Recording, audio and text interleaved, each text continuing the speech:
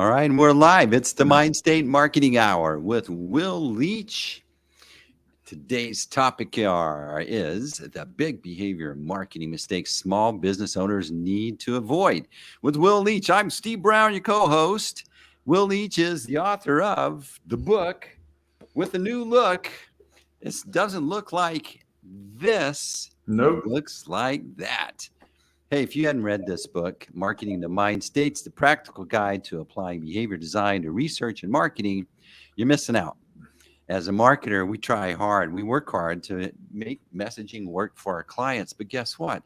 Sometimes we're wondering, is it really hitting the mark? And sometimes it is, and oftentimes it's not. And if you read Will's book, you would have a better advantage. You'd be able to take advantage of what I call how to use science to connect with your clients. Because we go through life in certain moods, not all the same mood. Mm-hmm. That would be boring. Wouldn't it be boring, Will? Sure would be boring. Nobody would want to watch this show if they're in the same mood every day, Steve. That's right. Yeah, like so in today's show, guess what mood I'm in? Let's see. You're not joyous, though you are smiling. So I'm going to say you are excited, not joyous, excited and interested. Yes. All right. But guess what's going on internally? My mouse stopped working, so I'm having to use a different mouse. So I'm a little bit insecure about managing the technology because I have to drive in these shows, right? That's right. You're the driver. So if I was a marketer to mouses right now, I would understand the anxiety that Steve is under and position my product in a way that best fits his psychological mind state in this moment where he feels anxious and worried that he will not be able to navigate this show as adequately and as professionally as he normally does. That's right. And so here I am. I'm able to pop up the topic today, the big behavior marketing mistakes small business owners need to avoid. And it's like, oh my gosh, I'm making mistakes and I need to avoid these. What are they, Will? Yeah, I think it really comes to, I think if you're on this show right now, there's a chance that you're sitting here thinking, okay, Will's going to tell me like the 5 secrets, or he's going to tell me that using red in my background is a lot better than using blue in my background. And I want to take this to a different level because those things tend to be hacks, frankly. And hacks will only get you only so far. So what I really want to talk about today is kind of avoiding this idea of going down this idea of finding a trick, a hack, a system of some kind. And let's take it back. What you and I talk a lot about, Steve, which is developing deep psychological empathy. And if you don't start from a place of empathy, just like how I empathize with Steve and his mouse right now, if you don't start there, then it doesn't matter really what the hack you have. It's not going to really be all that useful for you. So true, but yet we're professionals and we're still able to perform. So Sure. All the hacks in the world can't save you from a lack of psychological empathy. That's right. Not long-term at least. We learn these things. I'm sure you've gotten them. I've gotten a few, where I'm either told, hey, you got to do a live webinar. That's the new thing that people are gravitating towards. Or no, it's a 5 email, sequence of videos. Or no, it's you got to work in SEO. Or no, you got to work in some sort of a challenge. We're going to do a 30-day challenge or a quiz. And all these things are incredibly useful. As a matter of fact, I don't mean to downplay any of those because they work. Obviously they work, or they would not be out there as often as we see. I think the problem is when we lack empathy, then those hacks that you learn, maybe your webinar takes off for a day or 3 days, or maybe your challenge works the first time, but it doesn't work the second time. You're like, oh man, the challenges no longer work for me. I got to go find a new hack, a new idea, a new something. And frankly, the matter had nothing to do with the actual way you delivered your content. It had much more to do with that it lacked psychological empathy. And if we can solve this empathy gap, then you can make any hack or any system you're using, whether it's SEO or whether it's webinars or it's email marketing or whatever form of marketing you are, looking at using today. If you understand deep empathy, it's going to work again and again for you. So you don't have to just constantly kind of tinker around with little new tricks that you've seen somebody else do. Right now, in fact, there's this guy, love him. He seems like a great guy, but I'm getting all these texts from him. And I'm going down the text spiral, right? Where I just reached out to say, hey, I wanted to join a Facebook group because I think it looks pretty interesting. And now I'm going down the funnel. I'm going down the funnel of the text thing. And it's he's not establishing any kind of, well, he's trying to establish empathy with me, I guess right now he's trying to, but this hack is not going to work for him. Why? Because he doesn't know my situation. And if he just understood that I just wanted to join his Facebook group for a minute, and I didn't want to answer all these questions. Look at my phone right now because it's blowing up because this guy is trying to reach out to me. It's not going to work as well because he lacks empathy. He doesn't know that I'm on a live show, Steve. He doesn't know that right now is not the time to be engaging me with text. So I love this empathy as opposed to sympathy. Yep. Empathy means that you have this this ability to relate maybe to what the other person's feeling. So it means you're not psycho. It means you're actually a human, Mm-hmm. and you're putting yourself in their place and thinking through, oh, maybe I wouldn't enjoy that, or maybe that's a little bit too intense. And so knowing you need to go about it a little bit different. That's right. I think we talk a little bit about this, Steve, where I believe empathy is more than putting yourself into your customer's shoes. So that's critical. Like, we don't do that enough. Even I don't do that enough. But I like psychological empathy. I like not just understand or putting myself in their shoes, but trying to understand why they walk in those shoes and what drives them in those shoes, right? And there are principles, there's science behind this stuff. It's just no longer enough for you to say, well, I really empathize with my customer. It's a great starting point and one that you can still differentiate yourself if you just really walk the same path that your customers walk. You read the same types of material, and hopefully, a lot of times the best businesses are former clients, right? They used to be a small business, so therefore they are a great small business consultant. But what I like to talk more about, and which behavioral marketing strategy does, is it focuses on the psychological mind states that I talk about in my book, so that you can build deep scientific-based empathy. And those four things are understanding what are people's aspirations in life and deeply understanding those, understanding their motivations, and then their regulatory approach. And when you understand those three things, you have a much deeper connection because you don't just understand kind of where they are, you understand why they are in the place they're at today and what really gets them excited about whatever aspect in your business that you can help them out with. All right. So what's the first of the four mistakes that we have to avoid as far as behavior marketing is concerned? Okay. So this has a little bit of scientific principle, but man, it is this. Do not focus too much on yourself and your backstory.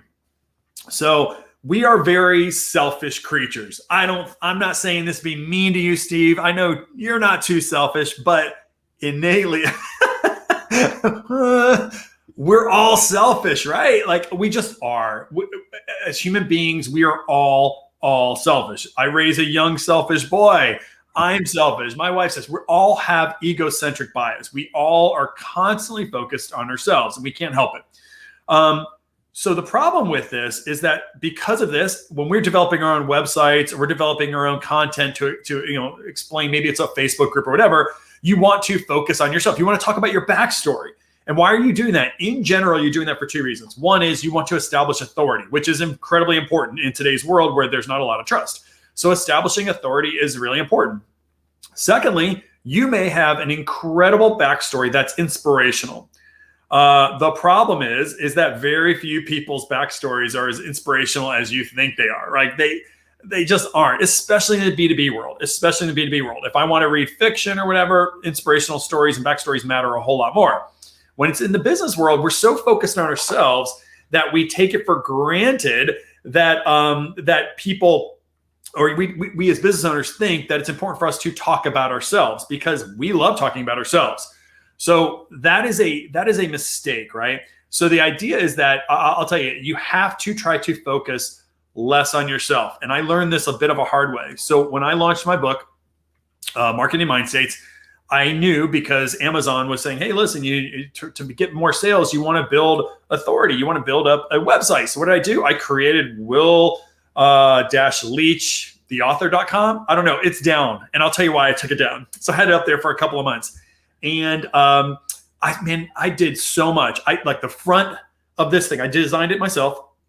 On the front, when you hit this landing page, you saw a big picture of me smiling with my book. And then I talked about my life and how it got me to the point where I launched a book. And it was beautiful, Steve. It had arrows. It kind of gravitated the eye. It moved the eye around. It had great inspirational pictures. And at the very end, I was like, okay, I'm talking about here's my background. Here's who I am. Here's what a mind state is. And therefore, hey, by the way, I have a company that can help you, right? I was trying to monetize my website, and my jump off rates were through the roof, always, automatically. Now remember, I'm not pushing ads, or maybe you don't. I wasn't pushing ads to my site. This was organic traffic that somebody saw my book on Facebook, or I'm sorry, they saw my book on Amazon, or maybe, Walmart.com or whatever. And they were checking me out, and they were not even scrolling at all on my webpage. Why? Because it was my big mug on the front page in a nice suit saying how great I was. And let me tell you about my backstory. And at the end of the day, these people were seeking help, probably. They were maybe interested, not in me for sure, because nobody knew me. They were more interested in how I could help them. And yet that was at the very bottom. Why? Because I was so focused on my story, because I thought it was inspirational, and it really wasn't. Don't focus too much on yourself. You have to give authority, but don't focus so much or your backstory unless you are really freaking inspirational and that your backstory can inspire people that otherwise would never take action. But trust me when I say this, very few people have inspirational backstories that are big enough to overcome somebody's egocentric bias. There's a place for them, but not at the front page, on the home page. And there's a point in a journey, a customer's journey, where they're like going, I think I like this guy. I want to know a little bit more. And then they can go to that backstory page or that backstory part, and they can go, oh my gosh, he's a human. He made these mistakes. He did like this. I relate with him. And now I've that's the founder story. That's your what do they call it? Your origin story. That's a component that is important to the brain, but not in the beginning, not until I'm convinced you're on my team. Love that distinction, because I wasn't making that distinct. If you go to my website right now, there is an origin story. It is just not your landing page on the homepage anymore. It is kind of on the right. Exactly what you just said, Steve, because people want to know who you are. They want to trust who you are, just not as the very first thing that they see. What do they want to do? They want to know how you can help them. They want to understand what you can do for them. So the second part is one of the common mistakes you want to avoid is don't focus too much on what you do. What you want to do is focus more on how you can help your customers reach their aspirations. So here's what I mean by that. A lot of times what you do is you go to a website and it talks about, here's all my services. I'm a coach. Here's all my services. Here's all my programs. Here are my products that I sell. Here are the things that I do. That's focusing on what you do for people. When what you really need to do is focus much more on communicating that no matter what it is that I'm going to offer you, you, customer, are going to be able to reach your aspirations. So we know from the book and from cognitive or behavioral psychology that we need to focus people's attention. So maintaining somebody's attention in this world is incredibly difficult to do, guys. So did you know that in the last 20 years, studies will show that our attention span has decreased from on average 12 seconds to 8 seconds. Now, first off, that's scary. That most people's on the average, you're only able to maintain focus on something for 12 seconds. Think about what that means for your business, for your offers. When you're telling people, here are the 15 things I offer, or here are the 3 programs I offer, and you have 12 seconds to communicate what that thing offers and how that relates to somebody's well-being, that's really, really hard to do. Scarier is that has dropped by 1/3 in the last 20 years. So now you only have 8 seconds. So in that 8 seconds, what I'm telling you to do is focus not on those products and services and programs that you offer or what you can do. What you want to do is focus directly on, hey, customer, here's your aspiration. Hey, customer, here's your aspiration. Hey, customer, here's the aspiration. Then if you can focus them on that aspiration, they are more likely to engage. Say, well, how can you get me there? Like, you're telling me you can get me to a 7-figure business? Like, how? Now start talking a lot more about, well, here are the 3 ways I can help you get there. But if you start with, here are the 3 things that I offer, chances are of you engaging somebody in anything that you sell have dropped dramatically. I talk about our brains. You remember the last time you went to the fair, the state fair, or the we just had the fair? Texas State Fair not too long ago, about 3 weeks ago. Yeah. So think about it. You're walking down the Midway, and is it nice and quiet? Is there nothing going on? No. Tons of stuff. You have everything in the world competing for your attention. Yep. You have flashing lights, sounds, music, smells, people bumping into you, and you have all these things competing for your attention, but not only that, actually your focus. Now, a light might catch your eye or a sound may catch your eye, but quickly you can lose attention and keep on going. And that's the same thing that's in play when they're evaluating your material. You have that moment, you may get their attention, but actually what you're really fighting for is their focus. And how do you keep their focus? By communicating to them, I understand what your aspirational image or goal, your identity, your goal. Your identity, I understand what it is. And you know what that communicates? Empathy. That's right. You understand where they want to go. That's an incredibly powerful thing. So, I mean, there's a ratio, I think. Some people say, okay, well, is it 50-50? I don't think it's even 50-50. I really think that 2/3 of all your messaging probably, and it should start with talking about people's aspirational goals, not about you, not about how you're going to get them there, but just that you have helped other people reach that aspiration. That's honestly probably about 2/3 of your messaging. Then when people are like, yes, how are you going to get me? Here are my features. About 1/3 of your messaging should be focused on your feature. And that's hard, right? Because you spend as a business owner all this time and effort, and you've built expertise and skills and programs, and you want people to know about it. The problem is, just like you said, Steve, your customer is in a psychological midway. Even when they're on your website and they're being distracted because they're not just looking at your website, they're looking at all the other possible things that could be influencing them. Their kids are outside knocking on the door. Their mind is wandering. Even when they're on your, we look at eye tracking studies and you see it all the time. It'll track people's eyes and all of a sudden their eyes will leave the website. We see it all the time in eye tracking studies, even though it's the only site that's up. Why? Because people get distracted. They look at their walls, and when they look at the walls, they see a picture of their kid and they start wandering. They wander. Mind wanders a lot. So that's why I think it's this 1/3, 2/3 ratio. And let me tell you an example. I'll give you an example of when this hit me, this kind of idea. So I was over at PepsiCo, this is almost a decade now, but I'll never forget, there's this behavioral science research company, and they're doing this great webinar. It was awesome. It was awesome because I love behavioral science. I love learning about behavioral science. So they were talking about their company. This is a decade ago, so I can't remember, but they're using the analogy of how to build a submarine. And in this whole webinar, you're learning how to build a submarine, but that submarine was supposed to be like a metaphor or something for this is how you can work with them.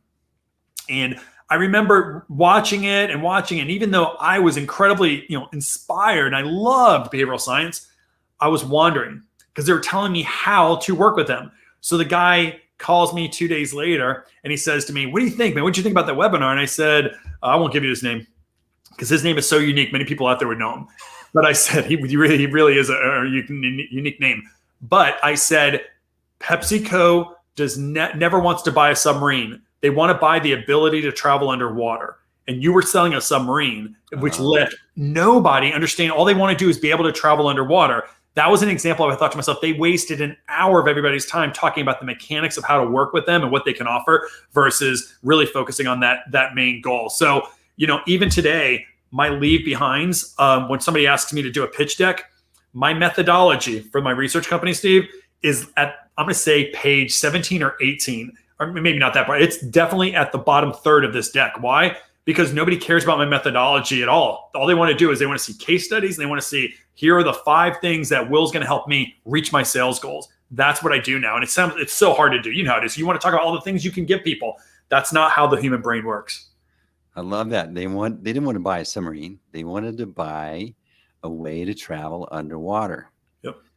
You think about, that could be many different possibilities. That opens up creative solutions that most people aren't focused on when you think that way. That's beautiful. Good. Yeah. Learned it a decade ago, but I think it did matter. I think it mattered. So number 3, don't forget to include how they will feel when working with you. This is like a big point. It is. And it's so often lost, especially if you're in a scientific-based firm, an engineering firm, architecture firm, things like that, technology space. So let me just tell you guys this. Your goals are not motivating. Let me say it again. Your goals or your customers' goals are not motivating. And it sounds really weird to think that. No, of course I'm motivated by my goals. No, your goals provide a target for a desired feeling. So goals are nothing more than targets for motivation. So let's say if you have a goal and you're like, hey, I want to build a 7-figure business. That is a goal. Now, great. That's awesome. This is awesome. You should be trying to build a 7-figure business. What I would tell you that is what really motivates you to go after that 7-figure business is not the act of reaching that goal. It is how you will feel while you go after that goal or once you reach that goal. So for instance, deep down inside, if you want to build a 7-figure business, you may have a feeling or a desire for success, right? It's under the motivation of achievement. Or it may be esteem, like, hey, I finally made it. That could be an esteem or a desire for respect from others. Maybe, your parents or somebody out there didn't think you could make it. Maybe by being a 7-figure business owner, you get to join an elite group, maybe the country club. It's the feeling that you get when you reach a goal, which is really, really important, that drives people to keep going after their aspirational goals. Why that matters is that sometimes we just only focus on the aspiration. Well, I'm going to help you build a 7-figure business. Great. But what you have to do is communicate in your marketing about how they will feel once they get there. So again, like I just said, if you think that, what they really want is success, then talk about the feeling of success. Or let's say if you believe that really what they seek is be a part of an elite group. I'm in the, what was it? The Trace Commas Club. If you ever watch Silicon Valley, there's a club for the billionaires, the Trace Commas Club or whatever. That is driven by esteem. So what you want to do is build the language, that kind of language, into your marketing, as well as develop your business to allow somebody to feel that. So it's not just the language in your marketing, but I think it's really critical, but I think you have to establish it in your business. So for instance, if I know that somebody wants to build a 7-figure business with me, okay, and I know that they're driven by success, I'm not going to wait for them 4 years, 10 years, or however long it takes for them to get to 7 figures before they feel that. No, I want to build into my processes, into my relationship, moments of success. So for instance, the first time that the person signs up somebody for an offer, you should send them a gift, something that signals that they are successful. Once they reach another goal or another kind of a hierarchy or platform, you should send them something else. You got to recognize people are getting better to feel successful. That's a simple example of how you can integrate this desire into your marketing as well as into your businesses as well. And when you do that, that's how you get people to keep engaging. It's not just focusing on their aspirations. It's telling them how they will feel when they're working with you and providing those feelings whenever you can. I think also a way to help them understand what they're going to feel is that if you start helping them learn a little aspect about what you're doing. You remember that time you went to a conference with someone, and so you went there to learn something. Mm-hmm. 2 of you, 3 of you, a group of you, whenever you all went, you remember that bounce in your step afterwards and the conversations you had at lunch and at dinner later? You had this bonding experience. You got this energy because you went into something cloudy, fuzzy, confusing, and you left with clarity and a better vision about where you were going. Mm-hmm. I think you need to bake that into your process as well, some little aspect, because that gives people energy, that gives them a feeling of success, and it helps them bond and feel understood. Yeah, no, I love that. I love that as well. I've been recently doing a little bit of that, saying, let me help you bring this thinking into your organization. Mm-hmm. By saying that, it goes, because you're right. People want to learn, they want to feel like they're understood, and that they can bring some value to others as well. So no, I love it. I love it. Yeah, and that's what you're doing right there. Is like, I'm going to help you communicate to your organization why you made the decision, why, to help you justify why you're expecting them to move in this direction. That's a challenge that they have, and they feel insecure. So you're supporting that. Amen. Number 4. Let's not make our customers translators. I want you to consider using their exact words, even when that's uncomfortable. So clarity is king. Remember, we're so distracted. Our attention and focus is incredibly difficult to maintain. And so your job as a business owner is to help your customers be incredibly clear on what you offer, or you need to be very clear to your customers on what you offer, I guess is the easier way of thinking about that. And that's not just structure. I think a lot of times we say, well, we have to have a lot more white space. We got to, simplify our language. Or we have to, maybe have like no more than 3 bullet points, and those things are okay to do. I think it's actually not just structure of your communication. I actually believe it's also the words, the vocabulary. So I'll give you an example, which this is probably hurt me in business.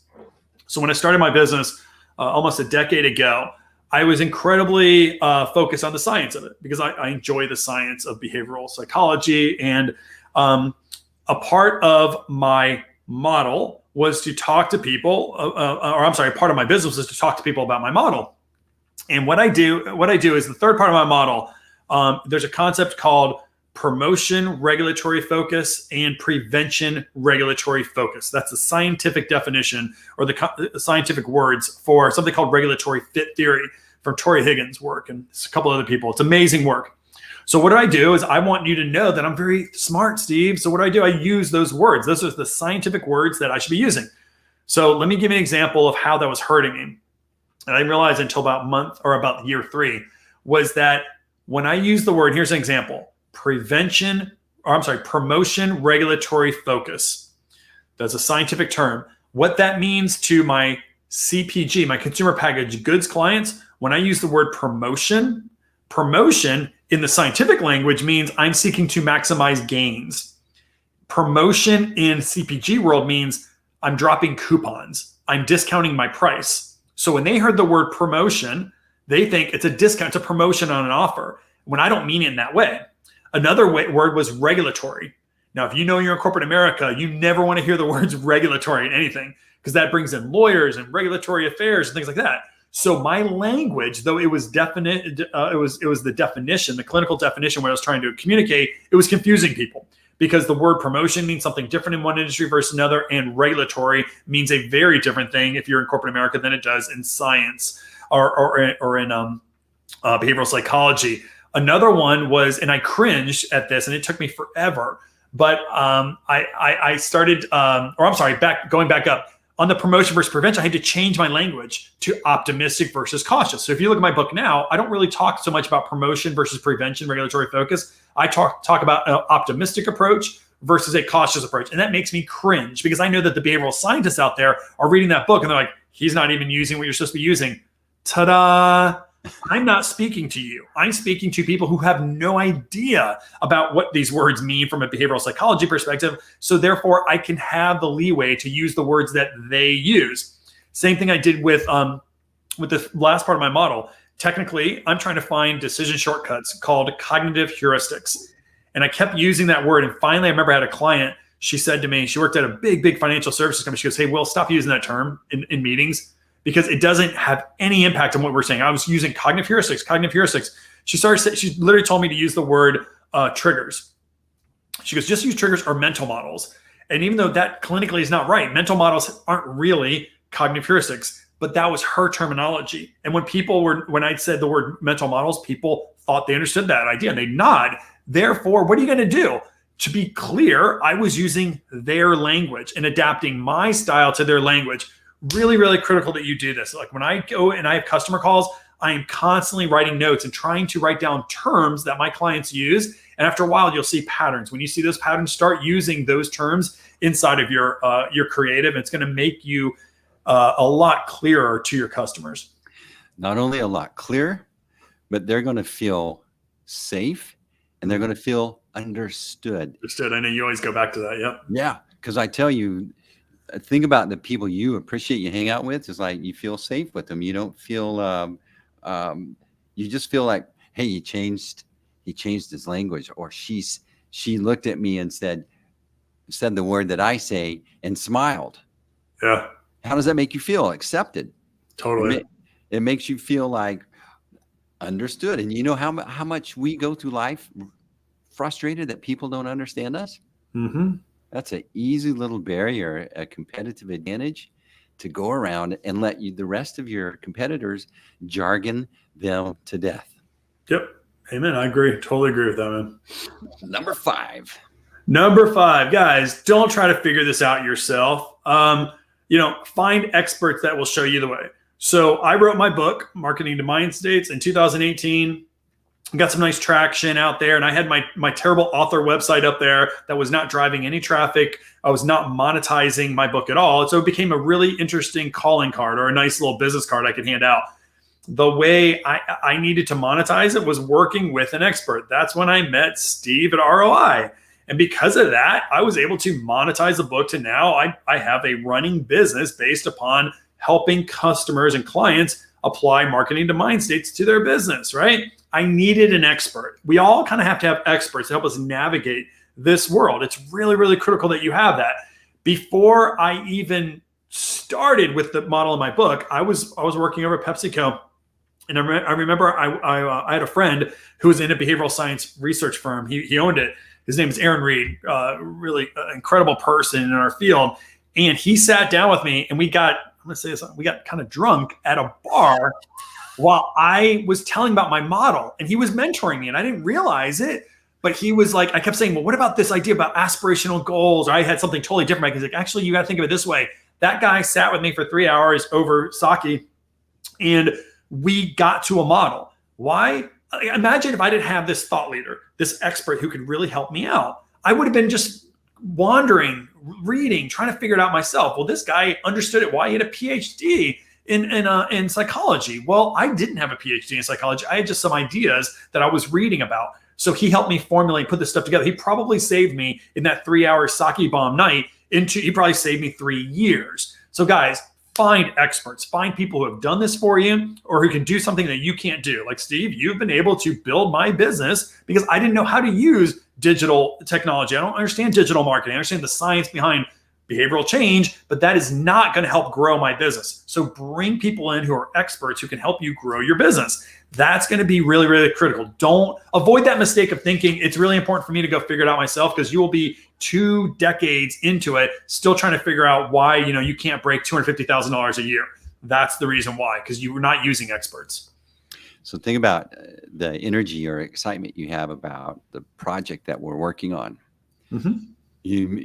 How many conversations? We had to have 3 or 4 conversations where I was kind of getting the concept clear to you. And then when the dots connected, then it's like, you're on fire now. That's right. But it's because of something that was confusing. I trust Steve that he knows what he's talking about. But when you started to see it, then your momentum picked up, and now you're like all over this. No, I am. Yeah, it's you're changing the way. In fact, I was talking to an agency owner last night about it, and his kind of jaw dropped a little bit about what you're doing right now. And you should probably tell somebody, but why not? But his jaw dropped. He's like, wow. And we were talking a little bit about it literally last night. Because I was so excited. Like, I brought it up to him when we were playing tennis. I brought it up because that's how excited I am about it right now. But honestly, if I don't have an expert like you, then I'll never get there. I'd never even heard of these terms about, pillar marketing strategies and things like that. I never heard of those terms, and I never would have. Why? Because my focus is in behavioral psychology. It's not in scalable marketing systems, right? That's not my specialty. That's your specialty. So why wouldn't I go to somebody who knows how to do that and can do it well, so I can work on what I work on and do very well, and then you can work on what you do very well. Oh, shucks. Yeah, well, thank you. So here's the next part. So this is fun. Now it's question and answer. We'll squirm a little bit. Let's make him dance. All right. First question that we've got is, what is your best advice to improve customer engagement? Okay. So I'm going to define customer engagement 2 ways. The first one would be acquiring customers. So my best advice to improve customer engagement or to acquire customers, and we actually talked about this, is integrate the Mindstate marketing model into your business. You cannot establish scientific-based empathy unless you understand a structure to do that. So understanding somebody's goals, their motivations, their approach, and then any of these heuristics that they use when making decisions, that's going to be critical. Now, if you are saying, okay, well, actually, I want you to understand, how do I engage my current customers? Here's what I'll tell you to do. I think it's important in today's world where we're so disconnected right now. Even though we have all this technology that tries to connect us, we actually are not, interacting with human beings as much as we used to, for a variety of different reasons. I think building a tribe of some kind or an in-group is going to be really, really important for you to build a group that's really interconnected, that is driving engagement. And the way you do that is, one, you establish some sort of common bond. I don't know what that common bond is. In my group, I have a group called the Mindstate Marketing Society. And our common bond is to apply behavioral psychology to business to grow. So we're all interested in that idea. You wouldn't even be there. So if you want to learn more about that, that's the Mindstate Marketing Society. After you've done that, be transparent and be open. I think to engage people, it's okay to be very vulnerable and open and transparent. I think it's in fact very critical. Why? Because you're being human. The third one will be share your wisdom as much as you can. Things that we're doing, right now, do that, because that creates greater engagement and open space for other people to share their wisdom as well. That's why I love these questions. That's why I love people commenting on this show in the Facebook group. People comment in there. Why? It's because they're sharing their wisdom. And when you can do that, I think you can create much stronger customer engagement. Yeah, community is a great way to grow your engagement. Excellent. So, all right, next one. Good job on that first one there, Will. Right. What is more effective, emotional marketing or mind state marketing? Easy, mind state marketing. And I don't just say that because that's what I invented. But it's because mind state marketing encompasses emotional marketing and adds more things to it. So remember, emotional marketing, everyone talks about how important it is to have emotional marketing. And I am huge fan of that. I think it's critical that you have emotion in your marketing. The problem is that the science tells you it doesn't just stop there. Emotional marketing creates an emotional arousal, a fuel for you to take on an action. But we just talked about this. All because you have fuel to take action, you need to create awareness and attention and focus on that action. That's goal theory, guys. And once you even have that awareness and you have this emotional, desire to take action, you have to lower friction because, right, we get distracted, things get complex. That is regulatory fit theory, or what we call promotion versus prevention, or optimistic versus cautious. You can read more about that in my book. So marketing to mind states and mind state marketing is much more effective because not only does it incorporate that the emotional fuel into your marketing, helps you lower resistance, like almost like a rocket ship. You have to lower resistance getting into the atmosphere, and you have to have a destination. So mindset marketing provides areas that emotional marketing never will. All right, perfect. Cool. Next one. You ready, Will? Oh my gosh. Okay. Yeah. So I recently read an article about buyer types and why they are important to consider in marketing. What is this? What is this? Okay, yeah. So buyer types. I don't think they're very new. So I'm going to give you what I see as buyer types. There are 4 different buyer types that we've studied anyways. So the first one would be complex, a complex buyer or a complex buying style. And what that is that when somebody is consciously considering a decision and they are consciously aware that they're under the gun here. So imagine a large purchase from a business to business relationship, right? That is somebody who's making generally a complex buying decision. They have to think about what their company's needs are, what other people on the team's needs are, et cetera. So that's when you're very considered and you're consciously aware that you're deciding. Another buying behavior or buyer type is actually called impulsive. So that's kind of, imagine when you're in front of the front end register, you're about to check out in a grocery store and you see that candy and you just grab some gum or whatever. That is actually called impulsive buying behavior. And what that is, that's very subconscious and it's actually non-considered generally, right? So you're not really actively thinking about cost benefits. You just grab the pack of gum, you drop it on there. That's just the second one. A third one is called habitual buyers. And habitual buyers, they can be conscious or non-conscious actually, but they're not really considering their purchase. So imagine if you're buying milk. My guess is, and I actually have studied milk. So when people buy milk, they generally know what brand they're going for. They generally know what size jug they're going for, and they don't really deviate from that. They're still consciously considering it. They're like, okay, here's where the milk is. They're conscious. They're not subconscious, but they're actually buying off of ritual or off of habit. And then the fourth one is functional buying. We don't talk about functional buying too often because it's not interesting to me anyways, but functional buying happens a lot. Functional buying type or buyer type is when somebody is conscious and considered, but there's not much emotion behind the purchase. So imagine if you were buying a screw. You go to Home Depot. You are constantly looking for the correct screw. It has to be a wood screw and it has to be 3/4 of an inch so that you're very considered in that purchase. You're looking for the exact type that you need. However, you're not very emotional about it. You don't know all the the brands that are behind those screws or whatever. You're just making a very functional buying decision. So there are 4 different buyer types. Those are the 4. What I would tell you though, the bigger important part of this is that regardless of buyer type, it's really incredibly important for you to understand whatever that buyer type's goals are, their motivation, their approach, and those cognitive heuristics, the things that we talk about in our book, Marketing to Mindstates, so you can adapt them by buyer type. So the classic example would be if somebody is a functional buyer type, you may not have to get so emotional in your messaging because they're not buying off of emotion. They're buying a very considered, very conscious purchase. So therefore, some of the elements of my book don't make as much sense in that type of buying style. Love it. Love it. Will Leach, these conversations are excellent. I enjoy them so much.